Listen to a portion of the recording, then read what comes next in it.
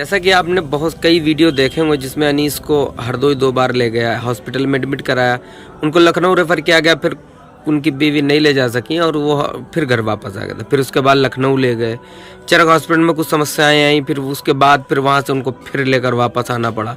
उसके बाद एक शख्स ने उनको हरदोई एडमिट करवा दिया था और हरदोई एडमिट कटिया नर्सिंग होम उनका ऑपरेशन हुआ। ऑपरेशन होने के बाद जब उनके पास पैसे नहीं थे तो फिर उनको उठा के मैं सरकारी अस्पताल में एडमिट कराया। सरकारी अस्पताल में एडमिट जब हो गए तो उनकी देख रेख करता रहा, आना जाना लगा रहा। उनकी बीवी ने बड़ी मेहनत की लगातार, वो वहाँ एडमिट रहे।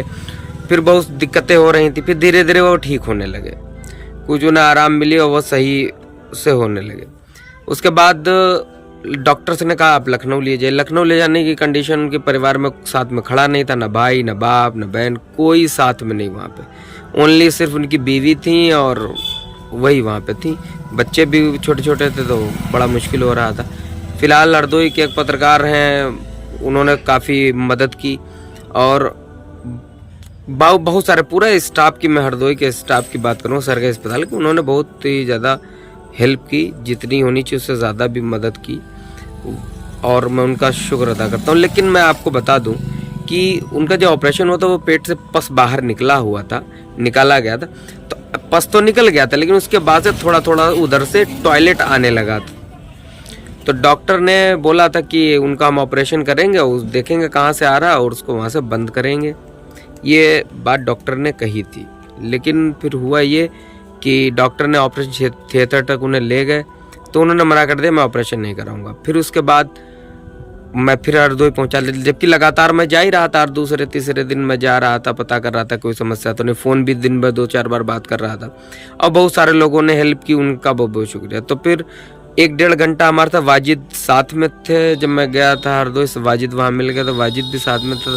तो बहुत देर उनसे बात करने के बाद 1 घंटा उनके पूरे परिवार ने समझाया, मैंने समझाया कि भाई आप ठीक हो जाओगे, डॉक्टर कह रहे हैं हम ऑपरेशन कल करेंगे आपका। तो वो कह रहे थे ऑपरेशन हमारा होगा तो हम तुरंत ख़त्म हो जाएंगे। ये उनका खुद का कहना था कि हमारा ऑपरेशन होगा तो हम खुद ख़त्म हो जाएंगे। तो उनको 1.5 घंटा समझाया।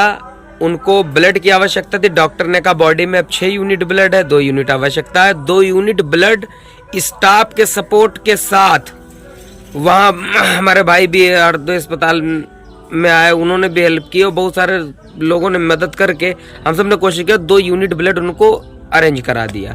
2 यूनिट ब्लड बॉडी में चढ़ भी गया। उसके बाद उनको मोटिवेट किया, फिर मैं पर्सनल गया, बार बार फोन आया, उन्हें समझाया सब कुछ, लेकिन वो नहीं माने। उनका कहना है कि हमारा ऑपरेशन होगा तो हम खत्म हो जाएंगे, तो वो तैयार नहीं है। उनका मानना ऑपरेशन होगा तो हम खत्म हो जाएंगे। फिर उनकी बीवी ने कहा हम क्या करें, हमने अब करना आपको जो है वो करना। अगर ये कल ऑपरेशन कराएं, डॉक्टर से हमारी डॉक्टर मैडम से बात हुई तो बहुत देर तक बात होती रही। उन्होंने कहा भाई ऑपरेशन कराएंगे तो हम ऑपरेशन कर देंगे, लेकिन रिस्क तो ऑपरेशन में रहता है ये। तो उन्होंने ऑपरेशन कराने से मना कर दिया और उन्होंने कहा हम ऑपरेशन नहीं कराएंगे।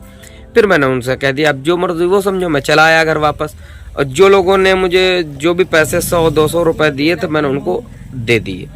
उसके बाद अब वो आज सुबह मैंने देखा तो गाड़ी से उनकी बीवी लेकर गोपामऊ आ गई, जबकि सुबह उनका फ़ोन भी हमारे पास आया था कि अब हम क्या करें, ये कह रहे हम ऑपरेशन नहीं करें। तो वो घर लेकर आ गए।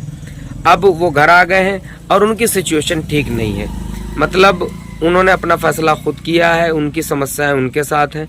अब वो यहाँ आ गए हैं, वहाँ अच्छा ट्रीटमेंट हो रहा था, 15 दिन से ट्रीटमेंट चला था। अब ट्रीटमेंट नहीं होगा और बगैर ट्रीटमेंट के ही वो घर पर ऐसे ही पड़े रहेंगे बगैर किसी दवा के। अब क्या होगा आप जान सकते हैं। पूरी कोशिश मेहनत सब बर्बाद हो गई। उनकी बीवी ने 90% कोशिश की, दौड़कर भागकर, धूल मिट्टी, दोपहर बिना खाए पिए दौड़ना।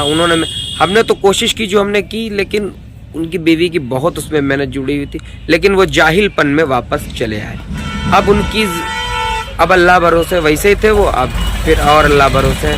अब देखते हैं क्या होता है, अल्लाह मालिक है बस।